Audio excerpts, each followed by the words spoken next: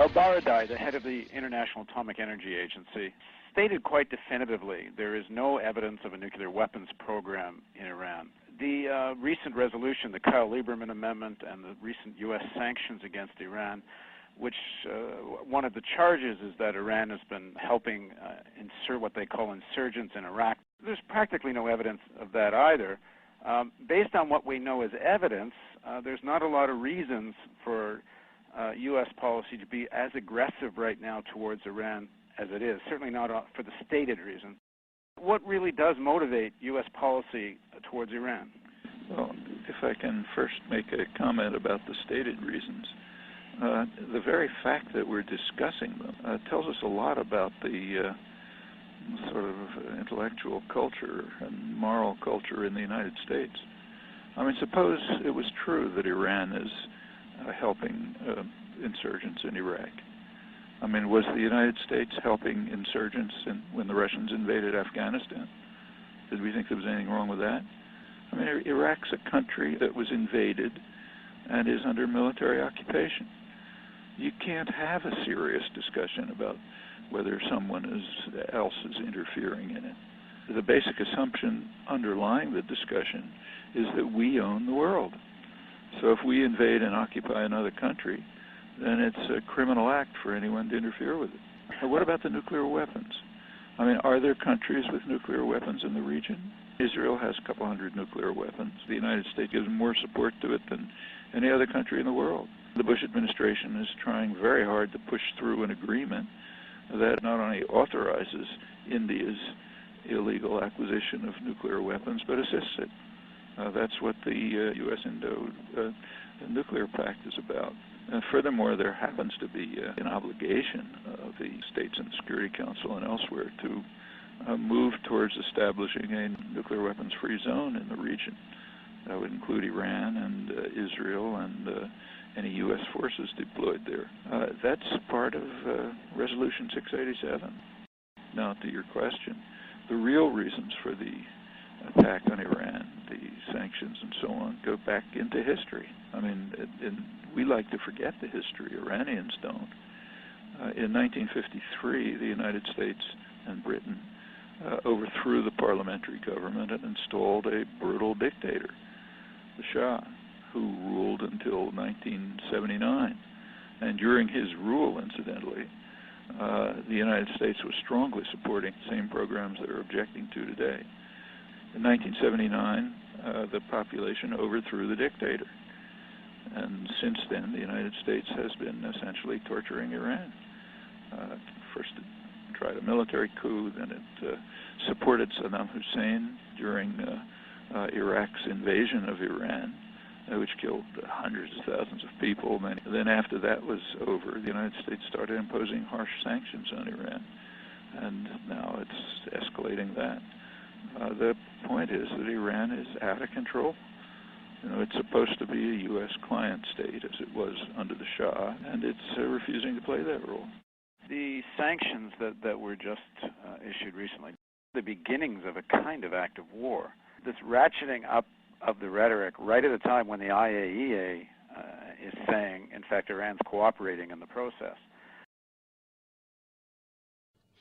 General Director of the International Atomic Energy Agency, Mohammad El-Baradei, says the UN atomic watchdog has seen no diversion in Iran's nuclear technology towards weapons production. Iranian Fars News Agency quotes El-Baradei, who was talking at a UN University of Tokyo, as saying no material has been found in Iran's nuclear sites that can serve as proof for the country is producing atomic weaponry. Iran has frequently announced that under international laws, it is entitled to apply nuclear technology for peaceful purposes, such as generating power. Tehran has also stressed producing nuclear weaponry has no place in its defensive doctrine. But it's all coming down to this question of, does Iran even have its right to enrich uranium for a civilian nuclear program, which in fact it has under the Non-Proliferation Treaty. But Bush, in his last press conference, where he had his famous World War III warning, has said even the knowledge of having nuclear weapons we won't permit, never mind a civilian program. This puts the U.S. policy on a collision course with the IAEA, with international law. There was just a couple of years ago, from 2004 through 2006, Iran did agree to suspend all uranium enrichment, even what everyone agrees they're legally entitled to. That was an agreement with the European Union. They agreed to suspend all uranium enrichment, and in return, the European Union was to provide what were called full guarantees on security issues. That means getting the United States to call off its threats to attack and destroy Iran.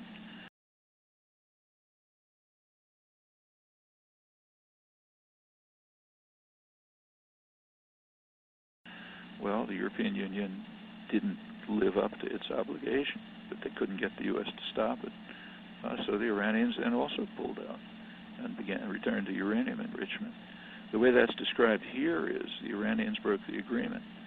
The experts are saying, including El-Badrai and others, that if you can enrich uranium to something just under 5%, which is apparently what's needed for civilian purposes, you're most of the way there towards the technology of having a bomb. But once you have that enrichment technology, it's not that much further towards a bomb. Yeah, but that's true of every developed country in the world.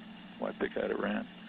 And it's true of Japan, it's true of Brazil, it's true of Egypt. And in fact, one could say, here I tend to agree with the Bush administration, in the Non-Proliferation Treaty, there's an article, Article 4, which says that countries signing the NPT are allowed to develop nuclear energy.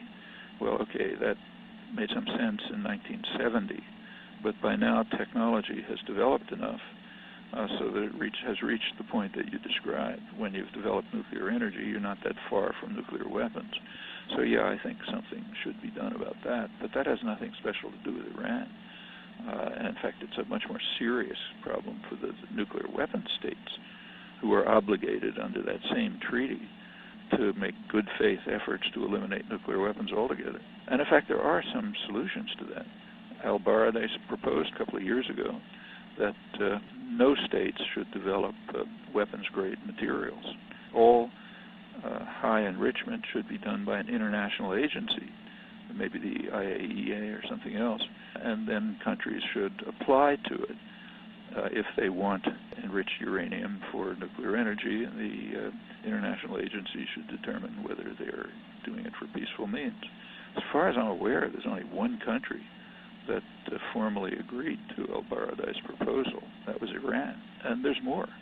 I mean, there's an international treaty it's called the FISBAN, to ban production of fissile materials except under international control. The United States has been strongly opposed to that, to a verifiable treaty.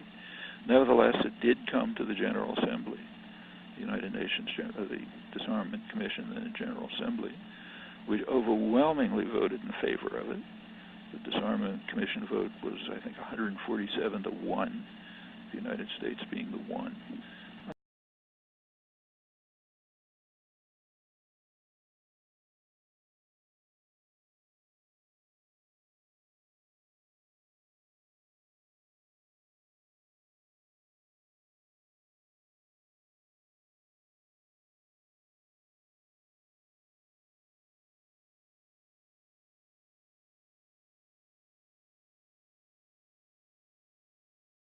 Unless a verifiable fissile materials treaty is passed and implemented, the world very well may move towards nuclear disaster.